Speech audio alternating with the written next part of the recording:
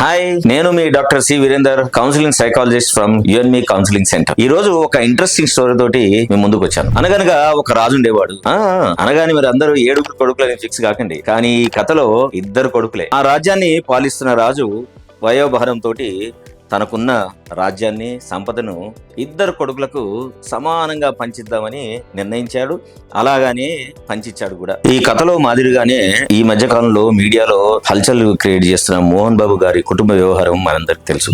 కుటుంబం సంబంధించి ఎన్నో గొడవలు జరుగుతున్నాయని ఎప్పటి నుంచో వార్తలు వస్తున్నప్పటికీ గత 3 రోజుల నుంచి మోహన్ బాబు గారు పడుతున్న ఆవేదనకు సంబంధించి ఒక ఆడియో రిలీజ్ చేశారు. తన కొడుకును ఎంత ప్రేమగా పెంచాడు, కొడుకుకు సంబంధించి ఆయన చదువుకు సంబంధించి ఎంత డబ్బులు ఇన్వెస్ట్ చేశాడు, విద్యా సంస్థలో జరుగుతున్న అవకతవకల గురించి సంస్థలు ఉన్నాయి, ప్రభుత్వ ఏజెన్సీలు ఉన్నాయి, వాటి గురించి నువ్వు తప్పుగా మాట్లాడాల్సిన అవసరం లేదని ఒక బాధను ఆయన ఉటంకించాడు. అలాగే కొడుకు భార్యకు సంబంధించి కూడా అంశాలు లేవనెత్తాడు. భార్య మాటలు విని నువ్వు చెడిపోతున్నావు, మద్యం తాగుతూ నువ్వు తప్పుగా ప్రవర్తిస్తున్నావు, ఇంటి పను వాళ్ళను కొడుతున్నావు అని అన్ని విషయాలకు సంబంధించి ఆయన బాధతోటి కొడుకు సంబంధించిన ఒక ఆడియోను రిలీజ్ చేశారు. మనం ఇవన్నీ సంఘటనలన్నీ క్రోడీకరిస్తే మనకు అర్థమవుతుంది ఏంటి అంటే, తండ్రికి కొడుకుకి మధ్యలో విపరీతమైన అగాధం ఏర్పడింది. ఒక కమ్యూనికేషన్ గ్యాప్ అనేది అలా ఉంది అనేది చాలా స్పష్టంగా మనకు కనబడుతుంది. అదే ఇలాంటి కమ్యూనికేషన్ గ్యాప్ ని ఎట్లా ఓవర్కమ్ చేయాలి అనే విషయాల గురించి ఒక సైకాలజిస్ట్ గా నేను ఏం చెప్పదలుచుకున్నానంటే, తల్లిదండ్రులకు పిల్లలకు మధ్య ఈ గొడవలు రాకుండా ఉండాలంటే తల్లిదండ్రులు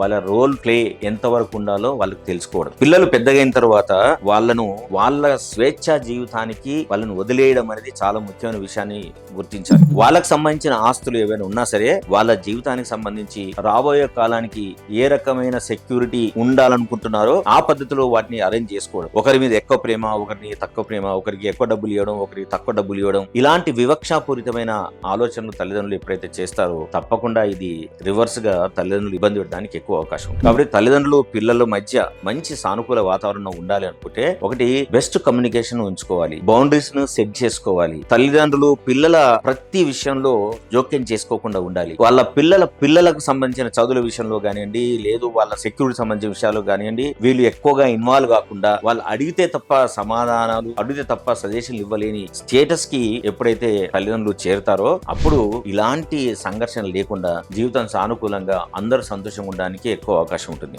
I hope you all got this point. తల్లిదండ్రులు మీరు ఏ జీవితాన్ని అయితే కోరుకున్నారో ఆ జీవితం స్టేజ్ కి వచ్చారు. ఇప్పుడు ఏం చేయాలి? మీరు చాలా సంతోషంగా, ఆహ్లాదంగా, సానుకూలంగా, సాఫీగా, స్వేచ్ఛగా ఉండడానికి కోసం మీరు ప్రయత్నం చేయండి. అలా చేస్తూ మీ జీవితాన్ని, మీ పిల్లల జీవితాన్ని కూడా సంతోషకరం చేస్తారని ఆశిస్తున్నాను. By by, take care.